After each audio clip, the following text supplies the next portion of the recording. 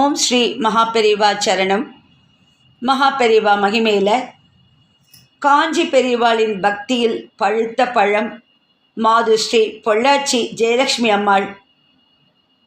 இவருக்கு மகானிடம் பல பல அதிசய அனுபவங்கள் உண்டு. அதில் 1-2 இன்றைக்கி நம்ம பார்க்கலாம். இந்த ஜெயலக்ஷ்மி அம்மாளின் மகன் சந்திரசேகருக்கு சிதம்பரத்தில் கல்யாணமானது. புகுந்த குலத்திற்கு ஏற்ற குலவிளக்கு மருமகள் லலிதா. குரு ஆணைப்படி சாஸ்திரோக்தமாய் 4 நாட்கள் விவாகம் நடந்து முடிந்த கையோடு நேராக அருள் பெற காஞ்சிபுரம் வந்தார்கள். குரு அருள் கடாட்சம் பெற்றுக்கொண்டு ஸ்ரீ ஜெயேந்திர சரஸ்வதி சுவாமிகள் திருப்பதியில் இருந்ததால் அங்கு சென்று அவரது அருளையும் பெற்றுக்கொண்டு குலதெய்வமான பாலாஜியையும் தரிசித்துவிட்டு நந்தனத்தில் உள்ள வீட்டிற்கு மதியம் வந்து சேர்ந்தார்கள். அலைச்சலால் எல்லாரும் சோர்ந்து அசதியாய் படுத்து விட்டார்கள். சாயங்காலம் 6 மணிக்கு மாமியின் கணவர் எழுந்து சந்தியாவந்தனம் செய்ய தொடங்கினார். புதுசாக கல்யாணமான மருமகளும் சுவாமிக்கு விளக்கேற்றி வழிபட்டாள்.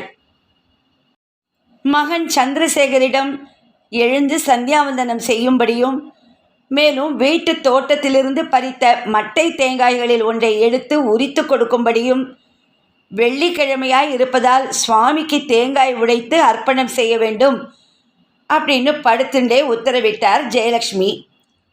அசதி ரொம்ப இருந்ததுனால தாயார் சொல்கிறத காதில் வாங்கிண்டாலும் உடனே எழுந்து செயலில் இறங்க முடியாமல் சந்திரசேகர் கட்டில் மேலேயே படுத்திருந்தார். திரும்ப திரும்ப சொல்லியும் பிள்ளை எழுந்திருக்காமல் படுத்திருப்பதை கண்ட தாயார் அசதியால் படுத்தின்றபடியே நடமாடும் தெய்வத்தை காஞ்சி மகானை நினைத்து வெள்ளிக்கிழமை தவறாமல் தேங்காய் உடைப்பது வழக்கம்.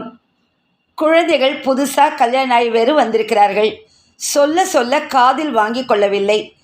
தேங்காய் வேண்டுமானால் நீயே உரித்து உடைத்து கொள்ள வேண்டும் போல் இருக்கிறது அப்படின்னு தான் மனசுக்குள்ளேயே படுத்துண்டு ஜெயலக்ஷ்மி சொல்லும்போது படார்னு வெடி வெடித்தது போல மகன் படுத்திருந்த கட்டிலுக்கு அடியிலிருந்து சத்தம் வந்தது.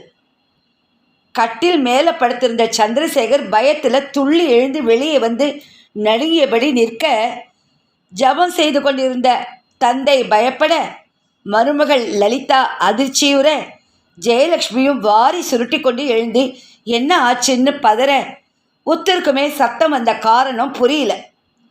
அதுக்கப்புறம் அந்த சத்தம் வந்த கட்டிலுக்கு அடியில் பார்க்கும்போது தோட்டத்திலேருந்து 1 வாரம் முன்பு பறித்து போட்ட பச்சை தேங்காய்கள் மட்டையோடு கிடக்க அதில் ஒரு தேங்காயின் மட்டை மட்டும் வெடித்து இருந்தது. வெடி சப்தம் வர காரணம் தேங்காய் மட்டை வெடித்தது தான். எல்லாருக்கும் ஆச்சரியம், எப்படி மட்டை வெடித்தது? ஜெயலக்ஷ்மி மட்டும் அதை கையில் எடுத்துட்டு நடுவில் இருந்த தேங்காயை பிச்சு எடுத்தபடியே, தேங்காய் உடைக்க வேண்டுமானால் நீயே தான் உரித்து கொடுக்க வேண்டும்னு சொன்னதால் உடனே செஞ்சுட்ட போல இருக்குன்னு சொல்கிறார். இப்படியாக மனதில் நினைத்து கொண்டதை உடனே நிறைவேற்றும் அதிசய மூர்த்தி மகாபெரிவா.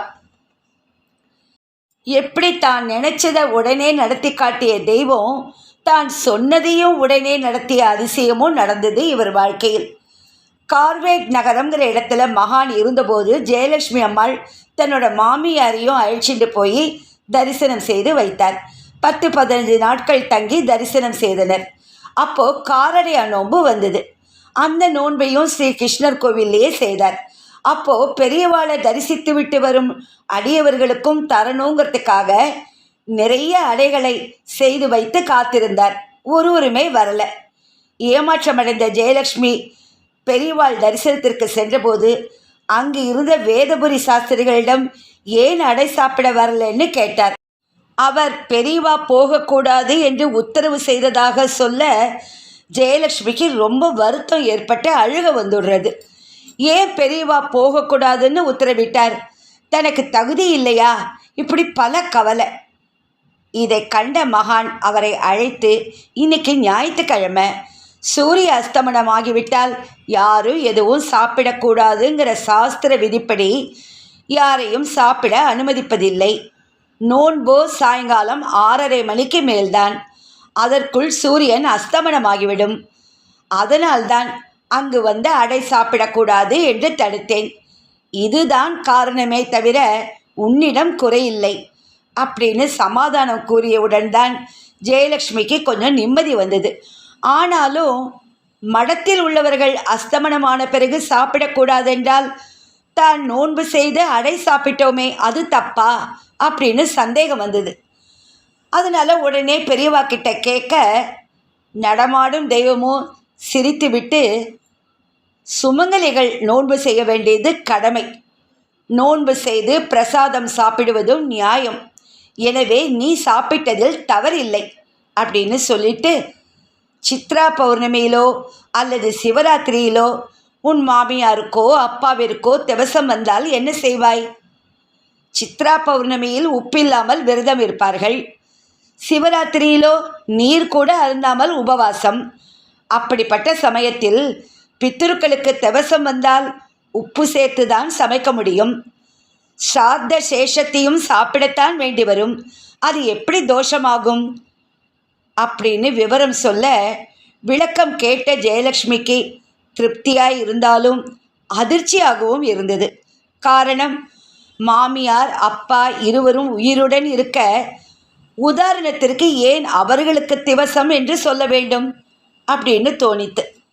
போதாக்குறைக்கு மாமியார் வேறு 15 நாட்களாக பெரியவாளை தரிசனம் பண்ணிட்டு அங்கேயே இருக்க இப்படி ஒரு உதாரணம் கூறுவதன் அர்த்தம் என்ன? மறுநாள் மாமியாருடன் உத்தரவு வாங்கி கொண்டு கிளம்பும்போது பெரியவா மாமியார்கிட்ட, 15 நாளாக என்னை ஆசை தீர தரிசனம் பண்ணிட்ட, உனக்கு என்ன வேணும் கேள் அப்படின்னு கேட்க மாமியாரும் கேட்குறா. எல்லாம் ஆனந்தமாக இருந்தது. நான் திடீர்னு சாகாமல் 2 நாள் படுத்துண்டு இருந்து பிறகு போகணும் அப்படின்னு சொல்ல பெரியவா ஆச்சரியமடைந்து, என்ன எல்லாரும் அனாயச மரணம் வேணும்னு கேட்பா, நீயோ 2 நாள் கிடக்கணுங்கிறியே அப்படின்னு கேட்குறா பெரியவா. அதுக்கு மாமியார் சொல்கிறா, என் குழந்தைகள்லாம் பல ஊரில் இருக்கா, 2 நாள் கடந்தால் எல்லாரும் விஷயம் தெரிந்து வந்து சேர்ந்துருவா. நான் போகிற போது எல்லாரும் பக்கத்தில் இருப்பா. திடீர்னு போனால் அப்படி கடைசியாக பக்கத்தில் இருந்து பார்க்க கிடைக்காது. அதனால தான் இப்படி வரம் கேட்டேன்னு சொல்ல சிரித்தபடி அருள் செய்தார் கருணாமூர்த்தி. அது சரி, மாமியாரின் கடைசி காலம் எப்படி இருந்ததுன்னு தெரிஞ்சுக்க நமக்கு ஆவலாய் இருக்குமல்லவா? அதைவிட என்ன திதியில் போனாள் என்பதையும் அறிய மிகவும் ஆவலாகவே இருக்குமே. தெய்வ வாக்கு, பக்தையின் வரம் இரண்டுமே துல்லியமாக இருந்தது. சித்திரை மாத பௌர்ணமிக்கு 2 நாள் முன்பு படுக்கையில் விழுந்து சரியாக சித்ரா பௌர்ணமி அன்று குருவடி சேர்ந்தார் மாமியார். அதே போல்தான் அப்பாவும் சிவராத்திரியில் காலமானார். பிரம்மஞானி தீர்மானித்து விட்டால் அதை மீற யாராலும் முடியாது. எப்பேற்பட்ட ஒரு அற்புதம்! ஹர ஹர சங்கர, ஜெய ஜெய சங்கர, ஹர ஹர சங்கர, ஜெய ஜெய சங்கர. ஓம் ஸ்ரீ மகாபெரிவா சரணம். நமஸ்காரம்.